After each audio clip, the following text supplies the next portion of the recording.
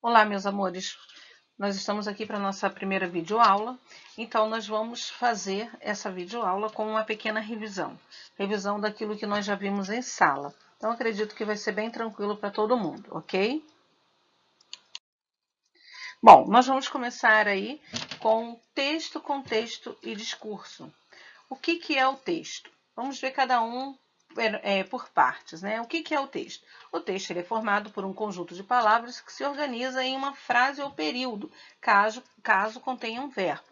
Bom, um conjunto de frases, esse já se organiza e formam os parágrafos. Um conjunto de parágrafos forma um capítulo. Um conjunto de capítulos vai formar uma obra. E aí nós temos os nossos romances, né? Nossas literaturas aí que você já conhece.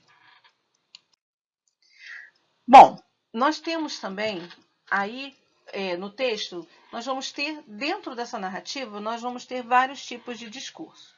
Nós temos o discurso direto, que é o mais comum da gente usar, né, onde o narrador ele vai apresentar a fala do personagem, ou, como aí nesse pequeno texto, mostrado por um travessão, indicado, perdão, por um travessão, ou como nas mais modernas literaturas agora, nós vamos tê-lo entre aspas, que também está correto, não é algo estranho. Então, nós vamos ter aí esse exemplo de texto, nós vamos pegar esse texto aí para nós vermos os vários tipos de discurso representado.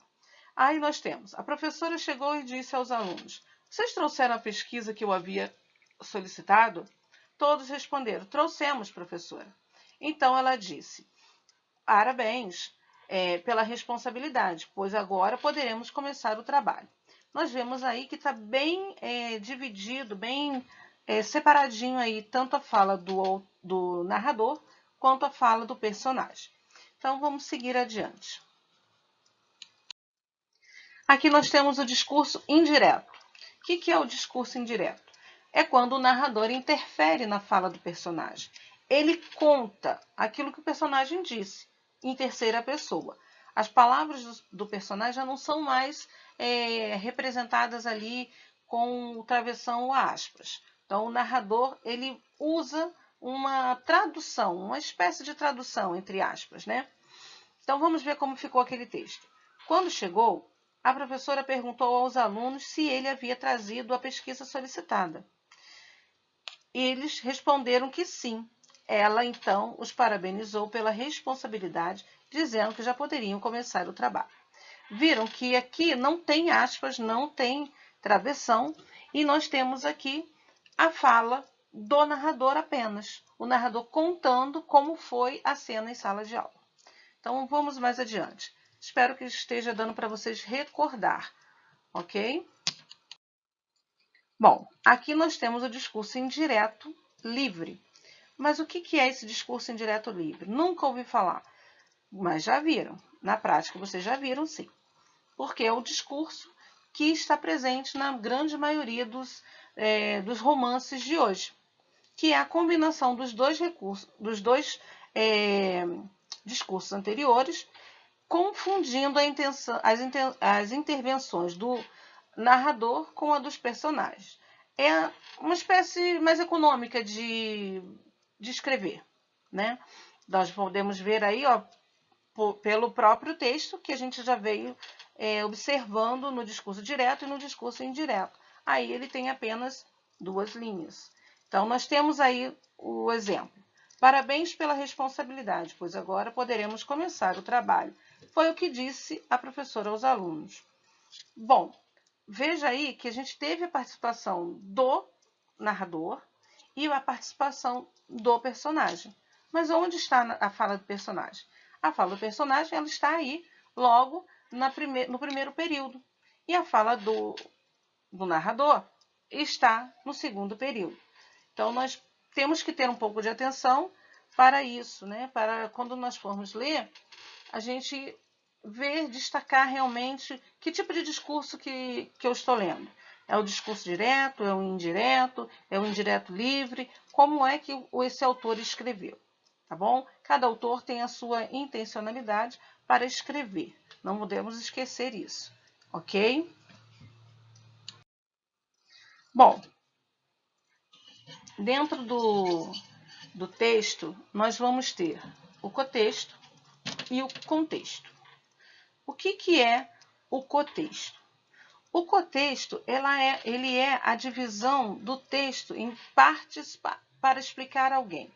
Ou seja, a construção de sentido que emerge da relação entre as palavras no texto. Então, nós vamos ter as partes que vão formar o texto.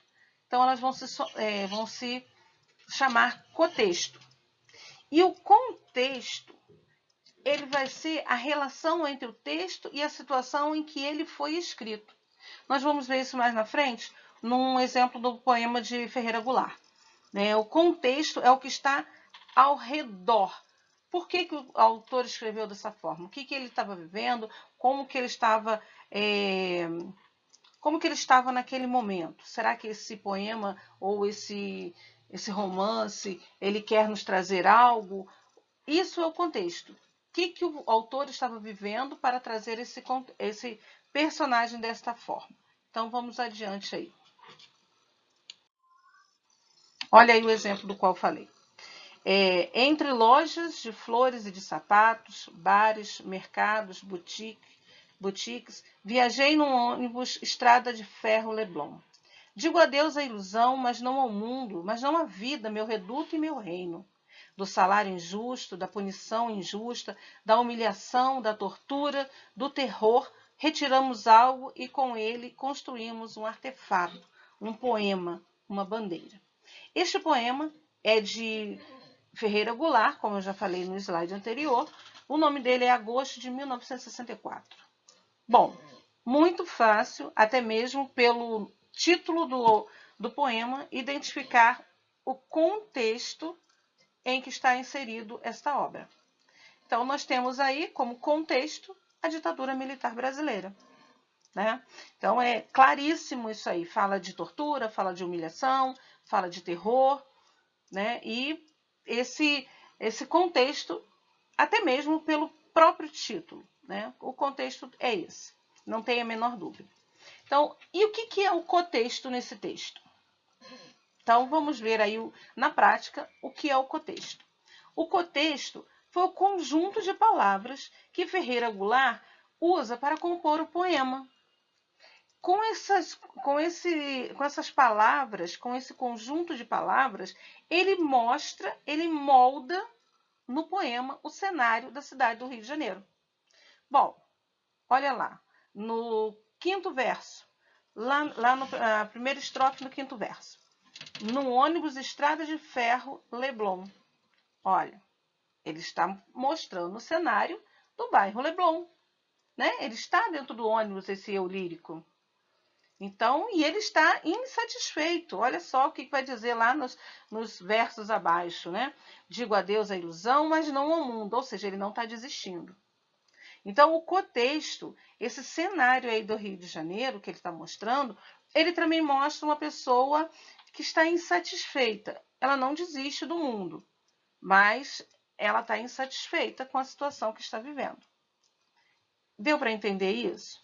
Eu gostaria que vocês colocassem aí um feedback para mim, né, no final de tudo, para eu saber se vocês estão entendendo ou se eu preciso mais alguns exemplos para que a gente entenda melhor. Então, o contexto é onde está inserido todo aquele texto e o cotexto é o que está dentro dele. É o que vai pintar o cenário, né, para a gente entender melhor aquele texto. Beleza?